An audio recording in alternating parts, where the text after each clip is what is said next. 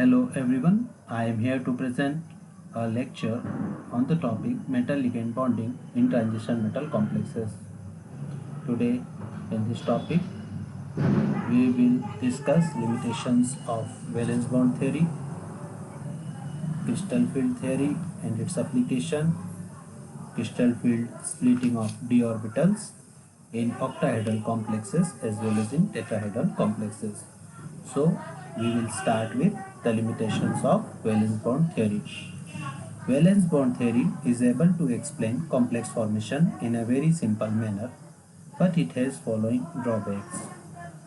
First one is valence bond theory gives no satisfactory explanation for relative stability of metal complexes having different geometry and different coordination number. For example, iron 3 plus, that is D5 metal ion, forms both octahedral and tetrahedral complexes, while Cr3 plus, which is an example of D3 system, forms only octahedral complexes. In the same way, CO2 plus D7 system forms both octahedral and tetrahedral complexes, while Ni2 plus, that is D8 system, forms tetrahedral complex rarely. Second drawback is this theory divides metal complexes into inner orbital and outer orbital complexes on the basis of their magnetic behavior. These complexes are assumed to be covalent and ionic respectively, but some metal complexes have their nature opposite to it. For example, FeAcAc whole thrice is an outer orbital complex, hence it should be ionic in nature, but it is soluble in organic solvent and highly volatile, showing covalent nature. In the same way, FeH2 whole 6 3 plus is an outer orbital complex, while CrH2 whole 6 3 plus and COH2 whole 6 3 plus are inner orbital complexes. FeH2 whole 6 3 plus should be ionic and less acidic, while CrH2 whole 6 3 plus and COH2 whole 6 3 plus complex ions should be covalent and more acidic on this ground.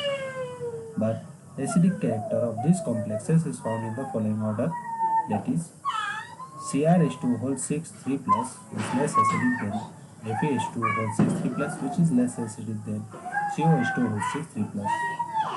Third drawback is this theory is unable to explain relative reaction rate of similar complexes,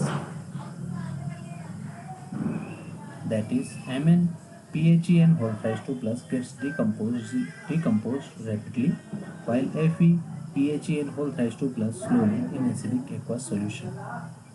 The fourth drawback is this theory is unable to explain distortion of copper NH3 whole 6 2 plus complex ion formed by Cu2 plus ion having octahedral geometry in spite of identical ligands. The fifth limitation is this theory doesn't explain the orbital contribution to magnetic moment in the complexes. The values of magnetic moment of complex ions formed by CO2 plus and Ni2 plus are found to be more than expected. This theory doesn't explain. Sixth drawback is the color and the magnetic moment of complex ion depend on the number of unpaired electrons present in it. Hence, there should be a quantitative relationship between the color and the magnetic moment of the complex ion. Valence bond theory doesn't show this relationship. The seventh drawback is this theory does not explain the temperature dependence of paramagnetism in the complex ions. The eighth drawback is this theory is unable to explain the changes in the properties of metal and ligand after the complex formation. Ninth limitation, this theory gives the qualitative conclusion of relationship between metal and ligand. And last but not the least, when the metal ion forms outer orbital complexes, both metal ion and complex are found to have same number of unpaired electrons. Hence, the metal ion and the complex cannot be differentiated on the basis of unpaired electron. Now, we will discuss about crystal field theory. This theory was put forward by H. Breath and Yvonne Black, first of all in 1929 and 1932 respectively. It is called crystal field theory as it was proposed for ionic crystals. Orgel in 1952 applied this theory to explain metal ligand bonding nature in the complexes. Crystal field theory shows the relationship between the d orbitals of the central metal ion and the ligands surrounding it. This relation is responsible to produce crystal field effect. According to this theory, ligands act as point charge. Negatively charged end of ligands move toward metal ion to come in contact of the metal ion. Dipole produces negatively and if the ligand is neutral molecule. According to this theory, metal ion and ligand bonding is perfectly ionic. Orbitals of metal ions and ligand don't combine. The orbitals of the metal ion get splitted in presence of ligands to form complex. Important postulates of crystal field theory are as follows. The first postulate is ligands used in complex formation are either negative charge ion, example fluoride, chloride, bromide, cyanide, etc., or neutral molecule consisting dipole, example ammonia, water, etc. Second postulate is complex is a group of central metal ion and ligands surrounding the central metal ion.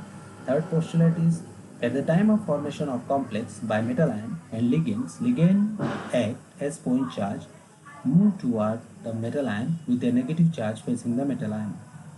The fourth postulate is attraction between the central metal ion and the ligand in the form of point charge is perfectly electrostatic. Overlapping does not take place between the orbitals, hence the bond form is purely ionic. The fifth point is energy of d orbital of the metal ion increases when ligands move towards central metal ion. The sixth point is increase in the energy of the d orbital is not uniform. Energy of orbitals which are found direct in the way of ligand increases to a greater extent as compared to the energy of the other orbitals. The seventh point is nature of ligand, nature of metal ion, and number of ligands affect the approaching way of ligands. Eighth point is metal ion orbitals get splitted in the set of different energy due to non-uniform increase in the energy of orbital of metal ion. This splitting of energy depends on the geometry of the compound.